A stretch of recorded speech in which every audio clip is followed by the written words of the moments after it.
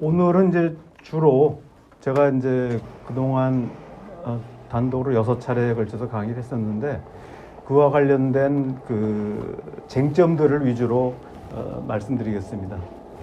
뭐 최근에 이제 그 정세 변화를 보면 세계화라고 하는 뭐 신자유주의라고도 부르죠. 이제 그런 부분들이 사실상 코로나 이후 그리고 이제 뭐 제4차 산업혁명, 그다음에 최근에 AI 이런 걸로 인해서 세계화가 종말을 맞이하고 다극질서에 대한 움직임이 만들어지고 있습니다. 특히 무엇보다도 글로벌 금융시장의 지각 변동이 시작이 됐습니다. 달러 패권이 점차적으로 쇠락하고 디지털 화폐가 부상하고 있습니다.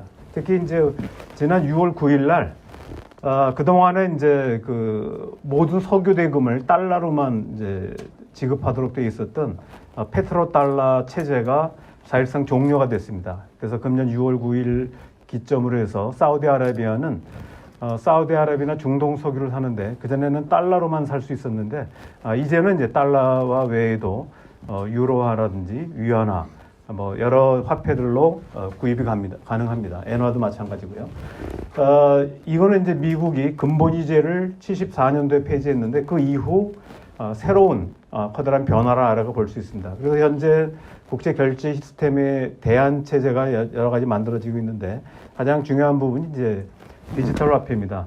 디지털 화폐인데 보통 이제 민간 화폐로서 뭐 여러 가지 뭐 코인들이지 않습니까? 이제 그런 부분은 이제 민간 화폐라고 한다면 이번에 이제 중앙은행의 이제 디지털 화폐가 최근에 굉장히 활발하게 연구되고 운영이 시범 사업들이 이루어지고 있습니다. 우리나라도 한국은행이 이제 중앙은행 디지털 화폐를 이제 지금 개발하는데 전력을 질주하고 있습니다. 현재는 국제결제은행 BIS에서 엠브릿지라고 하는 프로젝트를 이제 글로벌하게 추진되고 있습니다. 이렇게 되면은 우리가 그동안에 이제 달러 패권의 동요를 얘기하면서 브릭스가 새로운 어떤 결제 시스템을 도입하려고 한다라고 얘기하는데 사실은 이제 미국이 한 발 앞서서 이런 어떤 그 디지털 화폐 쪽을 개발하고 있습니다. 브릭스도 역시 확대 재편되고 있고 국제질서의 다국 체제화가 이루어지고 있습니다. 이미 11개 나라가 회원국으로 들어가 있고 동남아에서도 태국이나 말레이시아, 베트남 등이 브릭스 가입을 희망하고 있고요. 최근 지난 9월 말에 이제 최선희 외무상이 제1회 브릭스 여성 포럼에서 토론자로 참여를 했었는데 이때부터 이제 여러 가지 러시아 측에서 관측되고 있는 부분들이 북한이 브릭스에 가입하는 게 아니냐 뭐 이런 얘기들이 나오고 있습니다. 사실 지금 정세를 보면 브레진스키가 1997년에 발간한 거대한 체스판에 보면 이런 말이 나옵니다. 정치동맹 가운데 가장 위험한 것은 중국, 러시아, 이란이 합세한 동맹으로 이데올로기가 아니라 상호 보완적인 불만감으로 통합된 반패권 동맹이 될 것이다 라고 해서 이게 가장 우려한다고 했는데 사실 브릭스가 이러한 반미, 반패권 동맹의 어떤 단초를 이루고 있다고 볼 수 있습니다. 이번 트럼프 시대의 가장 특징적인 부분들이 왜 해리스와 트럼프와의 경쟁에서 트럼프가 이겼느냐 하는데 뭐 여러 가지 해석이 있을 수 있습니다만은 중요한 부분은 해리스가 바이든도 마찬가지입니다만은 미국 경제의 미래를 제시하지 못한 반면에 트럼프는 어쨌든 나름대로 새로운 미래의 패권 전략이랄까요? 미래의 구상을 제시했다고 볼 수 있습니다. 그 부분이 한마디로 얘기하면 인공지능과 로봇의 결합. 그래서 이제 반이민 정책을 통해서 노동력 부족이 논란이 되고 있는데 이런 부분들은 인공지능과 로봇이 결합되고 또 아까 말씀드렸던 디지털 화폐, 우주기술 이런 부분들이 새롭게 부상하고 있습니다. 이런 부분들이 그냥 뭐 트럼프 같은 노인네가 아무리 뭐 이런 얘기 해봐야 설득력이 없지만 바로 이것을 체현하고 있는 바로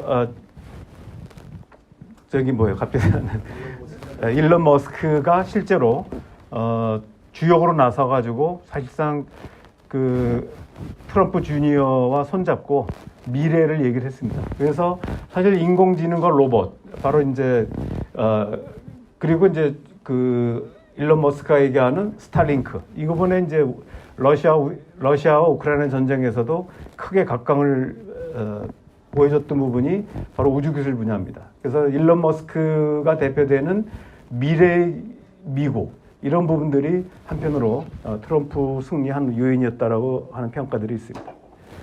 그 다음에 이제 미국 2기 트럼프 행정부의 특징을 보면은 그 전에 한번 말씀을 간단히 드렸습니다만은 현실주의 역외균형 전략과 자유주의 패권 전략 간의 그 이론적 논쟁이 있습니다. 여기서 트럼프는 바로 역외균형 전략을 취하고 있고 이전 바이든이라는 해리스는 자유주의 패권 전략을 자유주의 패권 전략이라고 하는 것은 이른바 권위주의 정권을 이제 민주 정권으로 바꾸고 그리고 세계 경찰 역할을 계속 해나간다는 얘기입니다. 반면에 트럼프가 얘기하는 것은 역외균형, 미국 국익이 되는 데만 미국이 관여한다는 겁니다. 이것을 뒷받침하고 있는 부분들이 미국의 이제 유명한 정치학자인 이제 존 미어쉐이머가 한 얘기인데 역외균형 전략을 얘기하고 있습니다. 그래서 유럽이나 중동 문제는 영내 국가 스스로에게 맡기고 중국 견제에 집중하겠다는 얘기입니다. 그래서 친러시아 정책을 통해서 러시아와 중국의 밀착을 차단하고 이란과 북한에 대한 제재와 압력 폐기를 통해서 핵보유를 유지하고 핵보유를 인정하는 대신에 중국 밀착을 방지한다. 그다음에 중국을 견제할 능력이 없는 아시아에 있어서만큼은 미국이 개입해서 영내 균형 유지에 중국 부상을 차단한다. 그래서 실제로 이제 이게 뭐 현실적인 정책으로 구현될 때는 조금씩 약간 차이가 있지만 기본적으로 트럼프가 바탕으로 하고 있는 대전략의 기본 이념들은 바로 역외균형, 그래서 러시아와의 타협, 그리고 이란과 북한을 더 이상 압박하지 말고 모든 힘을 중국 견제에 쏟아야 된다. 그래서 이번에 이제 인사를 보면 그런 쪽이 좀 맞춰져 있죠. 그리고 지난번에 원래 교재는 없었고 질의응답 들으면서 제가 말씀드렸듯이 크게 이제 적대국 전략으로서 리버스 닉슨 전략이 있고요. 동맹국 전략으로 거래 중심적 외교, 이 두 개가 바로 트럼프 2기의 정책적인 특징을 보여준다고 볼 수 있습니다. 그래서 우리가 리버스 닉슨이라는 건 뭐냐면 당시 닉슨이 소련을 견제하기 위해서 중국과 손잡고 그래서 키신저가 이제 베이징에 들어가서 중국과 미국과의 관계를 정상화했죠. 그래서 이걸 통해서 소련을 견제했던 이번에 반대입니다. 리버스 닉슨이랑 반대로 이번에는 이제 미국이 소련과 손잡고 러시아와 손잡고 중국을 견제한다는 얘기입니다. 앞서 역외균형전략에서 말씀드렸듯이 러시아 정책, 친러시아 정책을 취하겠다는 얘기입니다. 실제로 보면은 트럼프 1기 때도 이런 원칙을 가지고 있었는데 이때는 이제 렉스 틸러슨 국무장관이 이제 당시 엑스모빌 회장이었고 미국 석유협회 회장이었습니다. 이 사람이 국무장관이 되면서 사실 이제 그 러시아의 미국과 러시아가 석유 동맹을 맺으려고 했죠. 그리고 보통 얘기할 때 중국의 가장 결핍된 것이 석유하고 물 부족 국가 아닙니까? 그래서 석유와 물이 어쩔 수 없다 치더라도 석유 공급을 차단해서 중국을 견제하려고 했던 것인데 당시에 이제 미국 내 반러 정서 그리고 당시 트럼프가 그 러시아와의 어떤 사업 구상들 이런 것들이 있다고 해가지고 폭로가 되고 또 미국 대선에 푸틴이 개입했다는 설들이 유포되면서 사실 트럼프가 의식적으로 러시아의 관계를 이제 소원하게 했던 것이죠. 근데 결과적으로는 최종적으로 여러 의혹이 제기됐지만 이 재판 결과 트럼프 대통령이 이제 러시아와 관계는 없다라는 게 최종 판결이 났습니다. 그래서 이번에도 보면 일론 머스크가 새로운 내각의 정보 효율성 기구 수장으로 임명이 됐는데 바로 며칠 전입니다. 24일이 아니죠. 아마 14일인 것 같은데 날짜 틀렸습니다. 그러니까 2020년 10월서부터 일론 머스크와 푸틴 대통령이 정기적으로 소통했다. 특히 우크라이나 전쟁 때 스타링크에 의해서 러시아가 크게 피해를 받았습니다. 그러니까 다시 말하면 스타링크로 연결된 이런 이제 위성 드론으로 인해 가지고 우크라이나가 전세에 상당히 활용을 많이 했습니다. 이것에 대해서 푸틴 대통령이 일론 머스크하고 통화해가지고 이 스타링크 작동을 좀 제한해달라고 했다. 이런 것이 지금 폭로되고 있습니다. 그래서 아마도 우리나라에서 보면 한국전쟁을 계기로 해가지고 국민들 정서에 반복 정서가 사실 기저에 깔리는 것처럼 미국 내에는 오랜 냉전 때문에 사실 중국에 대해서는 의외로 정서적으로 우호적인 사람이 있는 반면에 이 러시아에 대해서는 굉장히 극단적인 그 반러 정서인 사람이 굉장히 많습니다. 여론상으로. 그러다 보니까 지금 전략가들은 이제 중국을 견제해야 된다고 계속 얘기하지만 일반 국민들이나 정치인들은 미국인 사이에 깔려 있는 반러 정서를 굉장히 그 활용하려고 하는 이런 의지가 있다는 것이죠. 그 다음에 동맹국 전략으로 거래 중심 전략은 이제 뭐 이미 아시다시피 나토나 한국, 일본 등의 방위비 분담 증액을 요구하고 있습니다. 만약 거부할 때는 나토 탈퇴하고 미군 철수하겠다 뭐 이런 얘기들이 있다는 것이죠. 그 다음에 이 부분은 제가 이제 굉장히 열심히 찾아보고 있는데 북한군의 러시아 파병설의 허와 실입니다. 지금 여러 가지 이제 뭐 북한군이 뭐 파병됐느니 아니면 전투에서 40명이 몰살되고 1명만 살았느니 뭐 여러 가지 설들이 있는데 이 부분은 뭐 저도 제가 정보를 다루는 게 아니기 때문에 확실한 건 모르겠습니다만은 중요한 부분은 러시아에서 이런 포괄적 전략 동반자 조약이 11월 9일 날 비준됐고 북한에서 11월 11일 날 비준이 됐습니다. 그래서 이제 비준서가 교환이 돼야 발효되는데 발효가 되기 전에 북한군이 파병돼서 전투를 벌였다고 하는 것은 상식적으로 말이 안 됩니다. 그렇기 때문에 아마 그 이전에 북한군이 뭐 가 있을 수는 있죠. 왜냐하면 한국전쟁 당시도 공식적으로 북한군 중국 인민지원군이 전투에 참여한 것은 이제 10월 15일인가 언젠가지만 이미 이제 10월 초부터 중국 인민지원군들이 한반도에 들어와 있었기 때문에 뭐 그런 부분들로 봤을 때 북한군들이 이미 들어갔을 수는 있지만 적어도 전투는 11월 11일 그리고 이제 그 이후에 비준서가 교환된 이후라고 봅니다. 또 하나는 북한군이 이제 이게 설들이 많은데 실제로 전투병으로 파병된 건지 아니면 비전투병 특히 공병으로 간 건지 아니면 그야말로 용병으로 간 건지 이것이 불투명합니다. 지금 사실은 우리 정부에서도 처음에는 전투병 얘기하다가 살살살 말을 바꿔가지고 용병 비슷하게 얘기하기도 합니다. 왜냐하면 실제로 우리가 이제 공개된 영상에 보면 러시아 군으로부터 북한군이라고 하는 사람들이 옷이나 이런 걸 받지 않습니까? 근데 이거는 뭐냐면 전투병으로 파병되면 한국군이 베트남에 파병됐을 때 정식으로 파병될 경우는 한국군이 한국군 복장을 가지 미군 복장이나 베트남군 복장을 가지 않거든요. 근데 이거는 러시아군의 복장을 받는다는 것은 어떻게 보면 이제 용병일 가능성이 많다는 거죠. 만약에 그게 북한군이 맞다고 한다면 제가 계속 가정을 하는가 실제로 북한군이 파병됐는지 얼마나 갔는지 이게 다 불확실한 정보들이기 때문에 제가 정보를 다루는 게 아니기 때문에 그 자체에 대해서는 언급을 자제하겠지만 적어도 여러 가지 의혹으로 봤을 때는 전투병으로 간 건 아닌 것 같다라는 것이죠. 특히 화면에 나온 걸로 봤을 때 러시아의 복장 군복을 지급받았다는 것은 용병의 가능성이 많다는 겁니다. 특히 우리 정부가 얘기할 때 뭐 한 사람당 뭐 $2,000에 뭐 국정원에서 얘기했나요? 그 다음에 뭐 10,000명이면 얼마? 그래서 1년이 되면 뭐 $5억 뭐 몇억 달러 이렇게 얘기하는데 그건 뭐 일단 전투병이 실질적으로 지원을 통해서 여러 가지 보상을 받을 수는 있지만 전투병으로 갔을 때 그렇게 돈 계산해서 월급을 받지는 않습니다.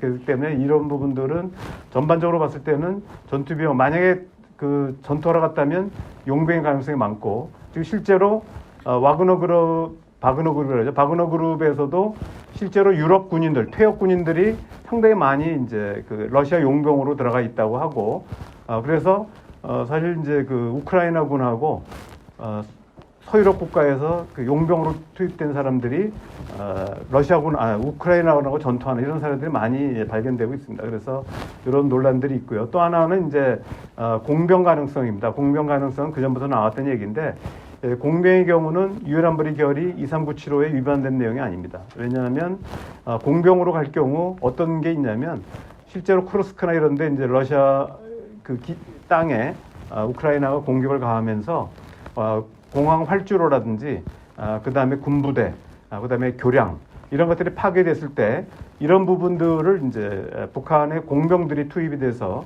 실제 전투를 지원하기 위해서 공병 차원에서 파견될 가능성도 있습니다. 그래서 그런 부분들이 있습니다. 네, 그 다음에 만약에 이제 일부에서는 뭐냐면 주로 이제 국제연구소 이 보고서를 보면은 러시아가 우크라이나가 전쟁이 끝나면 또는 휴전이 되면은 북러 관계가 악화되지 않겠냐라고 하는 부분들이 있습니다. 그러나 이번에 발다이 그룹에서 푸틴이 발언이나 이런 걸 보면은 실제로 그 북한의 브릭스 가입을 현재 지원하고 있고 또 점령지에 북한 공병의 재건사에 투입 가능성도 매우 높다고 볼 수 있습니다. 그런 의미에서 봤을 때 그리고 러시아가 추구하는 부분이 단지 러시아 우크라이나 전쟁만이 아니라 전쟁 이후 미국 주도의 일극 패권 체제에서 다극 체제로의 전환이기 때문에 그런 의미에서 본다면은 러시아와 우크라이나 전쟁이 끝난다 하더라도 여전히 북한과 러시아 관계를 유지될 거라고 봅니다. 또 하나는 최근에 이제 그 트럼프 대통령이 자기가 집권하면 김정은과 대화를 해서 어떤 형태든 간에 한반도 위기를 이제 해소하겠다고 얘기했는데 이건 지난번에도 말씀드렸습니다만은 우리는 이제 우리 정부에서 보니까 뭐 지금 여러 가지 TF도 구성해서 대비하는 것이 트럼프가 북한하고 대화를 제의했을 때 어떻게 대처해야 되느냐라고 하는데 제가 볼 때 그에 앞서서 북한이 과연 트럼프가 내민 손을 잡을 것인가 하는 것부터 검토할 필요가 있다고 생각합니다. 왜냐하면 여기도 간단히 나왔습니다만은 북미 제네바 기본합의, 9.19 공동성명이 2.13 합의, 6.12 싱가포르 정상회담 이 과정에서 보면 첫째는 미국 정부를 설득했는데 의회가 반대해서 안 됐고 두 번째는 9.19 공동성명 같은 경우는 일본이 반대해서 실현이 안 됐고 세 번째는 싱가포르 정상회담에서는 미 국무부까지는 설득이 됐는데 재무부나 CIA, 국방부 이런 데서 반대해서 안 됐습니다. 그렇기 때문에 미국의 의사결정 과제가 복잡한 그런 관계로 북한은 미국을 믿을 수 있는가 하는 부분이 있습니다. 그래서 또 하나는 이제 북미 대화가 결정됐을 때, 남북 정상회담이 결정됐을 때 중국이 깊숙이 개입을 해서 계속 이제 북한에 경고를 했습니다. 그래서 이런 부분들 때문에 이 부분들을 이제 극복하지 않으면 안 되는데 이런 부분들은 저는 이제 러시아와의 관계 개선으로 인해서 저는 어느 정도 극복이 가능하다고 봅니다. 그런 의미에서 본다면 북한과 미국의 대화 조건은 물론 이제 미국이 먼저 손을 내밀어야 되는 게 있고 두 번째는 러시아와 우크라이나 전쟁이 휴전 내지 종전되고 미러 대화가 재개됐을 때 그때서야 가능할 것이다라고 봅니다.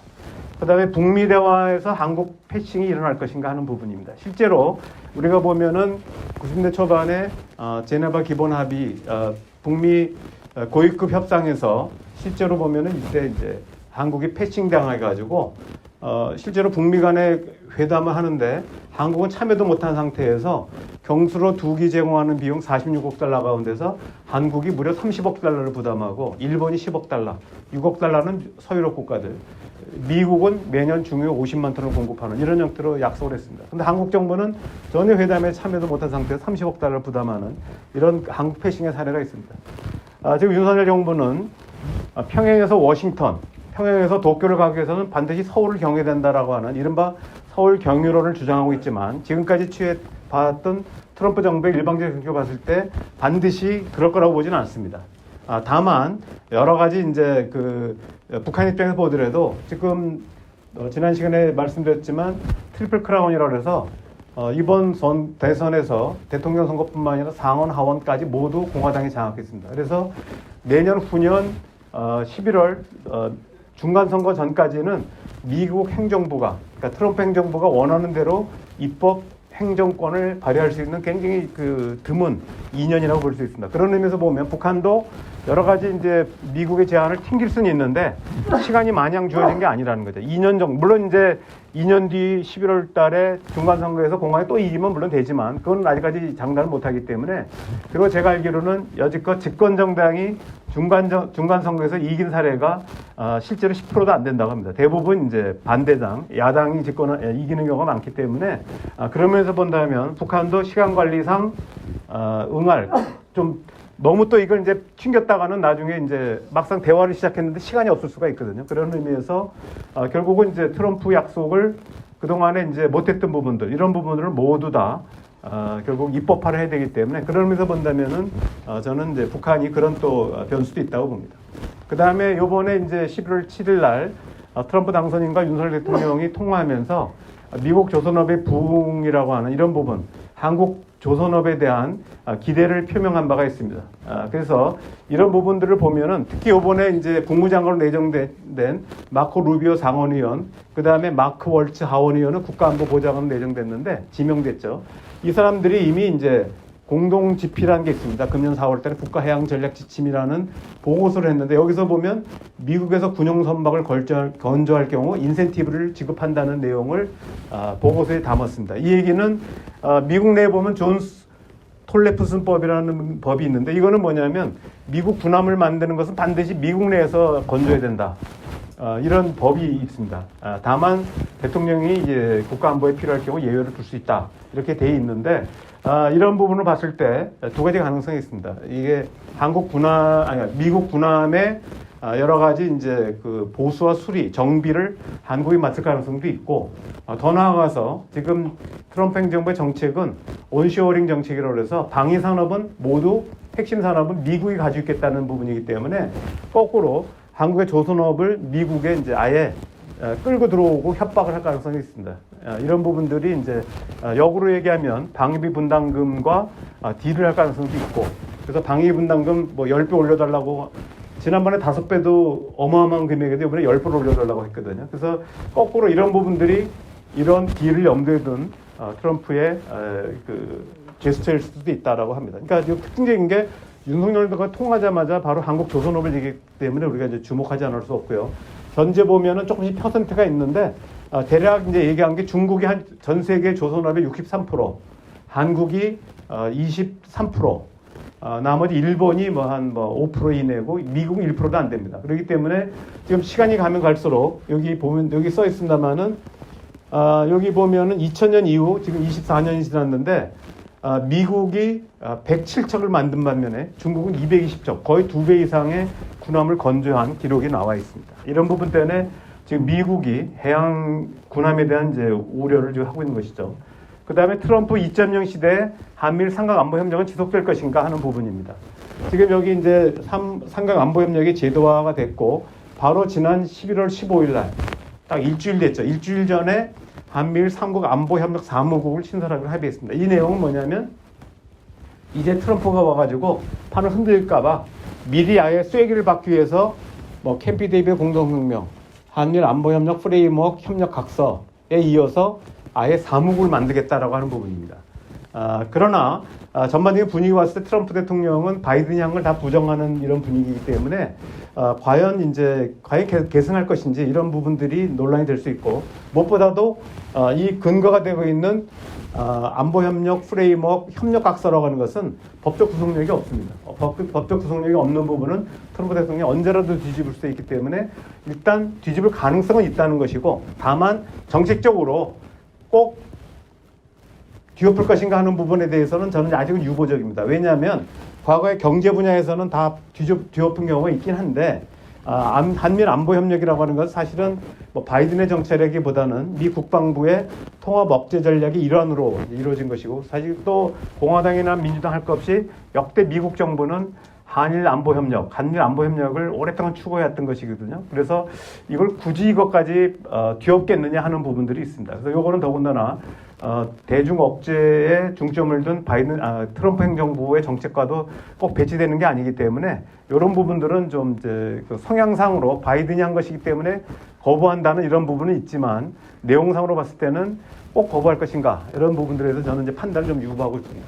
그 다음에 미국이 한국의 핵무장을 허용할 것인가? 아까 말씀드렸듯이 방위비 올려달라고 그러고 난리치니까 현재 전망되는 게 국내 이제 이 핵무장론이 다시 등장하고 있습니다. 제가 다다음 주인가 이게 이제 또 이 핵무장 주장하는 정성영 박사랑 KDI에 가서 토론하기로 돼 있는데 여기서 보면은 이미 그 트럼프 대통령이 일기 때 일본이나 한국의 핵무장을 얘기한 바가 있습니다. 그러나 그 뒤에는 얘기한 적은 없어요. 제가 볼 때는 빅터 차가 얼마 전에 이제 코리아 소사이티에서 한 부분이 그 언론에 보도가 된 게 있는데 여기 보면은 11월 8일 날 있었네요. 한국의 전문가들이 이 트럼프 등장 이후에 일반 대중들은 물론 한국 핵무장을 지지하지만 전문가들은 유보적이었는데 전문가들의 지지도 예상이 된다라고 하고 있습니다. 근데 트럼프가 과연 한국 핵무장을 지지할지는 잘 모르겠다라고 하는 것도 이제 빅터 차의 얘기인데 다만 빅터 차의 개인적인 의견으로 볼 때는 한미동맹에 부정적이고 무엇보다도 한국이 핵무장을 추진하는 순간 중국과 러시아가 한국을 겨냥한 핵 계획을 세우립할 것이기 때문에 오히려 한국이 안보적으로 불리할 것이다. 그런 면에서는 자기가 볼 때는 핵무장론은 별로 쓸모가 없다라고 하는 게 이제 빅터 차의 주장입니다. 그래서 이 부분도 여전히 이제 논란은 되지만 좀 더 지켜봐야 된다라고 얘기할 수 있습니다.